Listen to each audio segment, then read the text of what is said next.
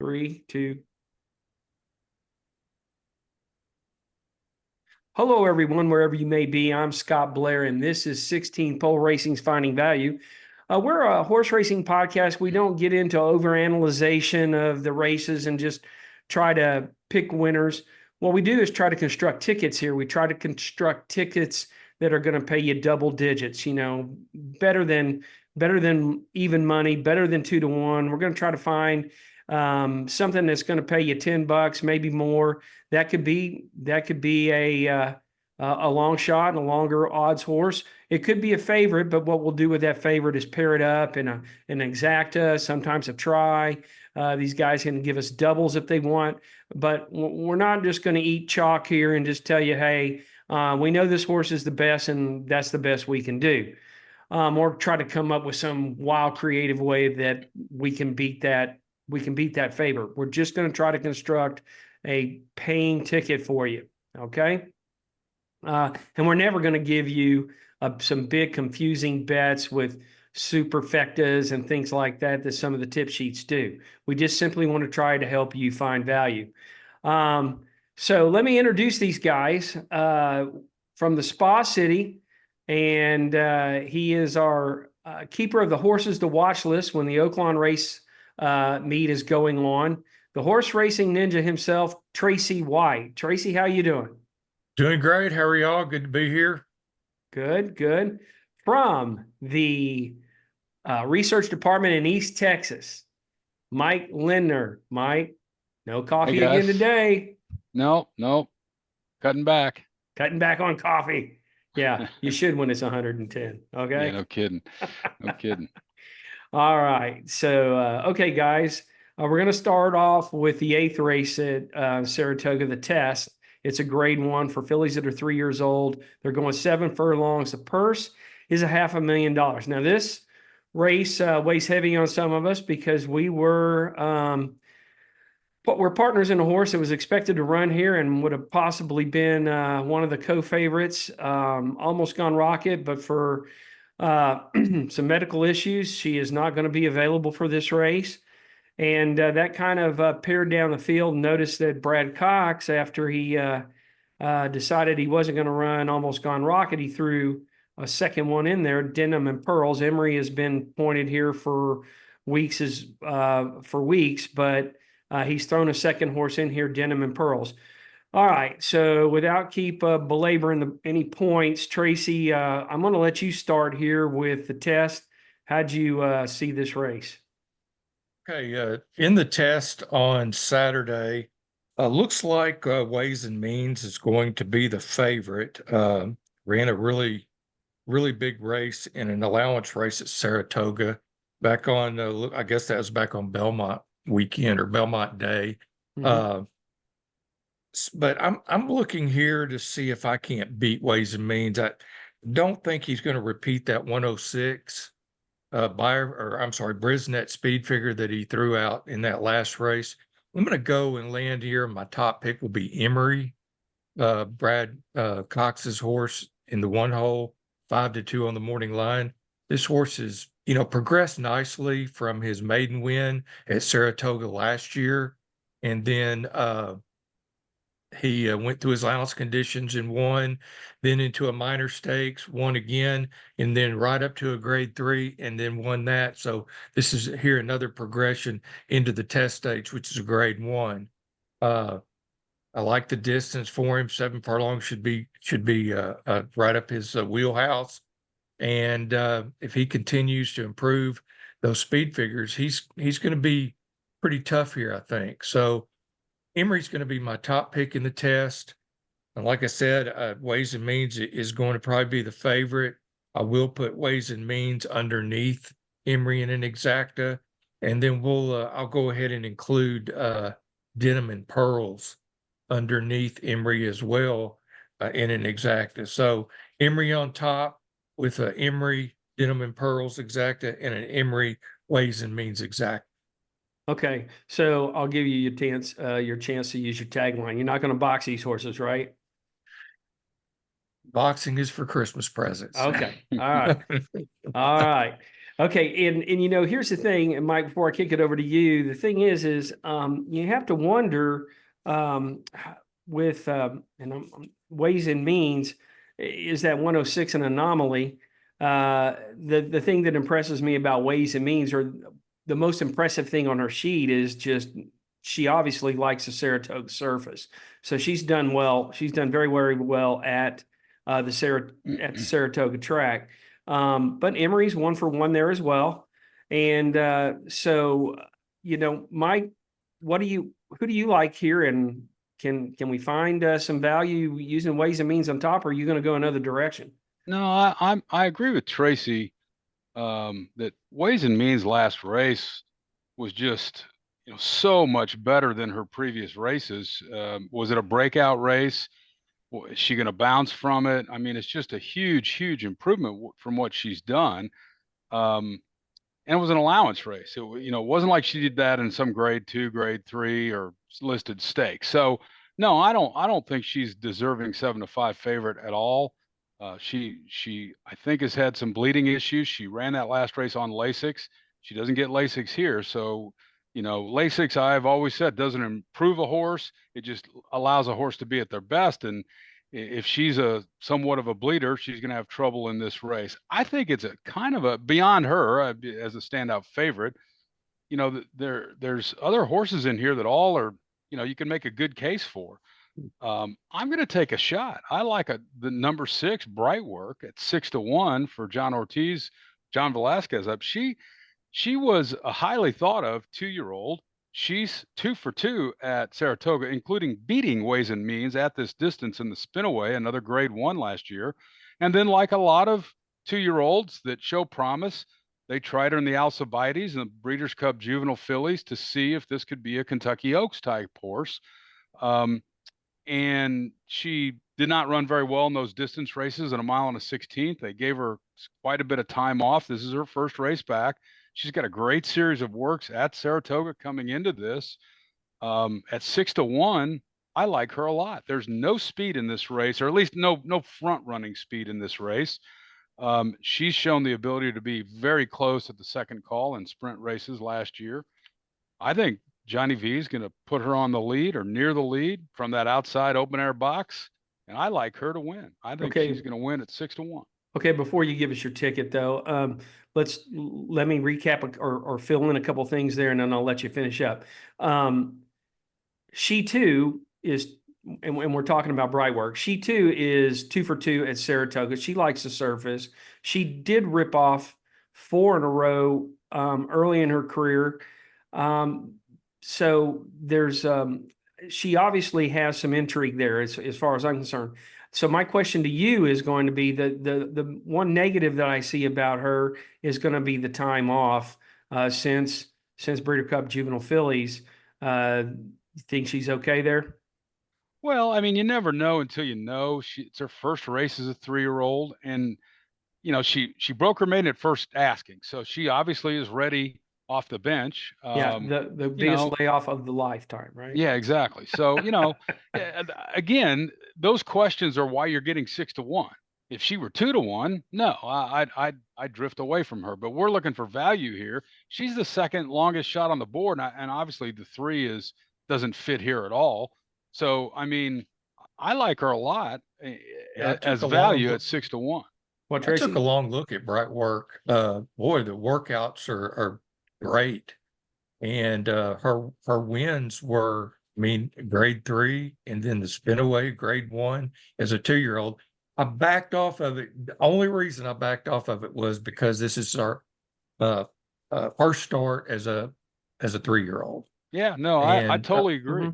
and that's the only reason. I mean, I think if you get 6-1, 7-1, 8-1, I mean, that's Yeah. good value for Bright Work. I think to take a shot at it for sure. Yeah, I agree.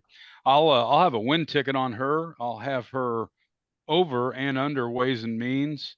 And then I'll play a smaller exacta with her over Emory and Denim and Pearls and my main squeeze. And I think at 6-1, you can have multiple exactas because they're going to pay enough to cover your bets. So, Denim and Pearls is an intriguing horse. Emery's an intriguing horse.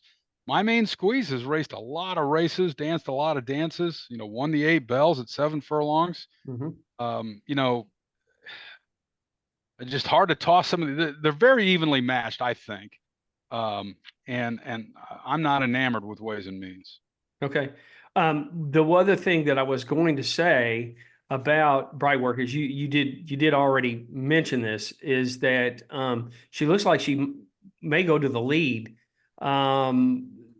The track has been speed favoring as long as the speed was decent quality, right? Saw some horses get run down last weekend that just, they weren't the caliber of the horses that ran them down, right? So they were, I hate to use the term cheap speed, but that's kind of what it was.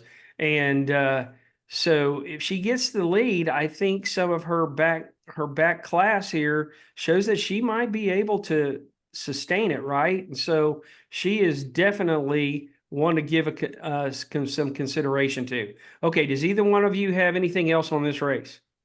No. Okay. All right. So there's the 8th, and now we're going to go to the 10th, and it is, oh boy, these are the hard ones. A sprint for a sprint turf race, the Troy Grade 2, purse 300,000 for 4 years old and up. And anyway, Mike, I'm going to let you start. What are you thinking about this race? Well, you hit it on the head. These are just such hard races. They're so quick, and if any horse has trouble in the getting out of the gate or whatever, that you're just dead in the water. And so I think Cogburn is the huge favorite here, and we saw him run his first turf race ever. We were at Lone Star that day because we had some horses running, and I didn't include him in that turf race because he'd never run on the turf before. Speaking of things they've never done before, never about a horse has never done something before. And he wins that race, and he's just come back and lit it up. He's won 5 of his 6 turf races. The one he lost, he finished 5th in the Breeders' Cup. I'm sorry, in the turf sprint at Quirky Kentucky Downs, and he lost it by 3/4 of a length. So he's by far the best in here on any way you want to put figures together for turf racing. Some people like to use late speed, and anyway, his speed figures are good, his pace figures are good. He's going to be the best, and I beyond that, it's just kind of wide open. The Magic Mischief horse for Appleby. I mean, Charles Appleby and William Buick, Godolphin, bringing horses from across the pond are always dangerous, but this horse has run in the US 3 straight times and he's not won yet. And, he seems to be a deep closer in sprint races, is always challenging. The 4 horse XY Speed is a turf sprinter at low level handicap and optional claiming races. And he wins his fair share, but he's 8 years old, 12-1. Maybe you put him underneath Cogburn. The 8 horse is Groom's All Business. Dylan Davis is one of the hottest jockeys at Saratoga. He's got some pretty good speed figures in listed stakes races. This is a grade 2. So I'm reaching to make a case for some others underneath Cogburn, but I will have Cogburn on top. Okay. Tracy, how about you? Well, I hate to agree with Mike on the chalk here, but I mean, it's just hard to overlook Cogburn in this spot. I tried to like the 1 over Cogburn, but Cogburn has beat the 1 the last two races out that they raced against each other. I don't know why it would be any different in this race.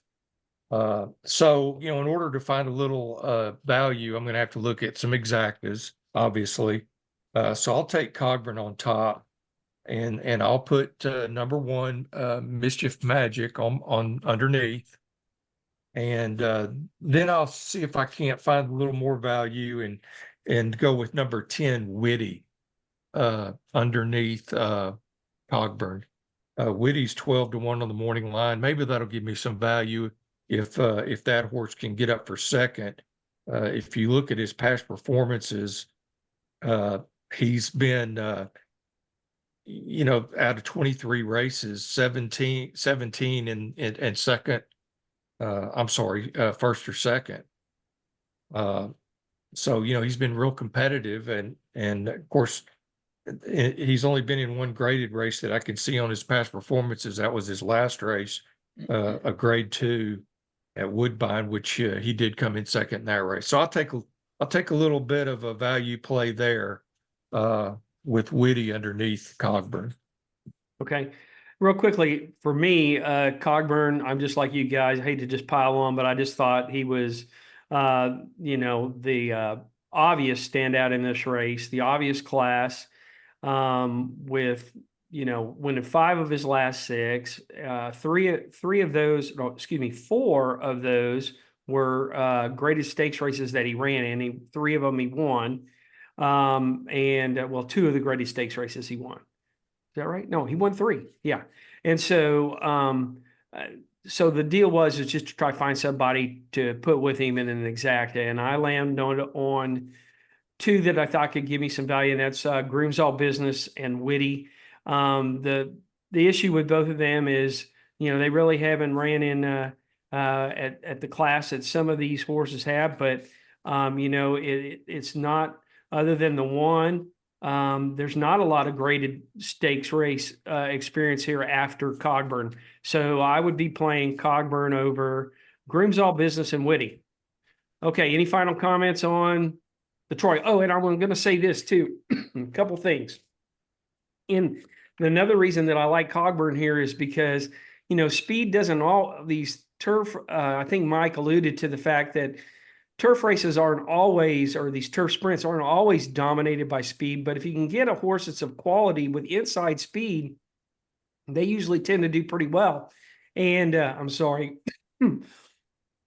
excuse me. So anyway, the thing is there's no real serious speed to his inside. And so I think he's going to have that advantage too. All right.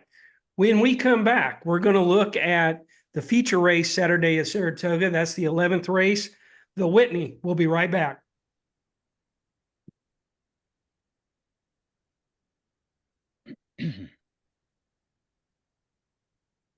All right, welcome back to 16 Poles Finding Value. And now we're going to get into the Whitney, the grade 1 for 4 years old and up. I'm going 1 1/8, and we're going to let Tracy start this while I step away for just a second. Okay, in the Whitney grade 1, I'm going to start out talking about National Treasure. I'm actually not going to pick National Treasure because I'm tired of picking the chalk, so I'm going to look elsewhere. But his numbers, I mean, are just off the charts. His pace figures, his final numbers. He's set fast paces and hung on with fast speed figures. So he's obviously going to be tough. I mean, there's no doubt. But I'm going to take a shot here with number 10, Skippy Longstocking in this race. In the past, Skippy Longstocking has run well in graded races, has won some graded races, and put up some pretty good speed figures. He likes to run close to the lead, but he doesn't have to have the lead. He can press the leader, and he was off since Oaklawn. When he came back on June 29th at Churchill Downs in a grade 1 Stephen Foster, and he actually ran pretty well. He was 3rd, just 2.5 lengths behind. So I think he can improve off that. He got a pretty good speed figure in that race. So I think he's primed to come back with a triple-digit Brisnet figure. He came back July 21st with a fast workout. The trainer, Safi Joseph, seems to get these ready for these type of races. So I'm going to take a shot, morning line 8-1. I'm going to take a shot with Skippy Longstocking on top. I will put National Treasure underneath in an exacta, and I will put number 9 Bright Future underneath Skippy Longstocking as well. So that's how I see the Whitney. Okay. Mike, how do you see it? Yeah, Mike. Well, it it's a tough race. It's a 12 horse field. We just don't see those anymore in older horse grade one races. So, that always makes it interesting. I think there's a lot of pressing and early speed in this race that makes it interesting too. I think it goes through National Treasure. He is kind of a standout when it comes to speed figures, but it's just he's going to be bet down, and you're not going to get a lot of value with him, but you might in a 12 horse field. He may hold in there at 2-1. So I like National Treasure. I'm not going to toss him for sure. I'll tell you a horse that I'm interested in for some value. There's a 70% chance of rain at Saratoga Saturday, and look out for Disarm if the track is muddy or sloppy. His last two races were not very well. I mean, he came back after a break and won an allowance race, but speed figure wasn't very good. But that was a walkover. There was no pace in that race at all. So the speed figure's bad because of that. In the Foster, he didn't run very good. He was off a step slow. But if you look back, and he ran at Saratoga last year, he's won once and placed once. In the Travers, he got second on a muddy track. The Jim Dandy, he got fourth by 2 on a sloppy track, and he won the Matt Win on a sloppy track. So he's intriguing to me. He's going to be kind of a late presser, and with all that speed going, so he should have some things to run at. So I'm going to like Disarm with National Treasure in an exacta. I think First Mission is intriguing. As an underneath horse at 9-2. His last race in the Foster, again, wasn't the greatest, but his races before that, he won the Essex and he won the Alashiba with good speed figures. So I think he'll be interesting. And I agree with Tracy on Bright Future. His last race was a mile, and again, very slow pace. So it's always hard to have a big speed figure, but his 3 speed figures before that were all in the hundreds. He's kind of a versatile horse in his running style. He can run up close, but he's probably more of a presser. So I think he'll be in there. So I'm going to play some exactas with National Treasure as a key exacta box. He'll be over and under Disarm, First Mission, and Bright Future. Okay. I agreed with that. National Treasure just looks like a standout to me. Would use him as probably as a key horse in my multi-race bets. And so just to cut it short, gonna have to put him in some exactas, right? 2-1's not quite what we're looking for. We're looking for a little better. So I have National Treasure, and I'm going to put him over a couple. I'm going to put him over Bright Future. And, then I was torn. I really don't want to do 3 exactas. So I was trying to make a decision between Skippy Longstocking and Post Time. Of course, we got this affection for Brittany Russell because she's just so good out there on the East Coast, and she's trained some of her horses before, and I try not to let that get in the way.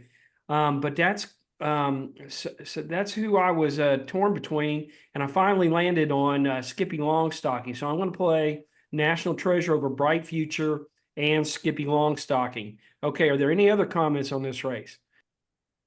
Well, I'll just say on Post Time, I considered Post Time because he comes from off the pace, and I thought there was quite a bit of pace in here, but I laid off of Post Time because of the distance. I'm just not sure about the distance. Right.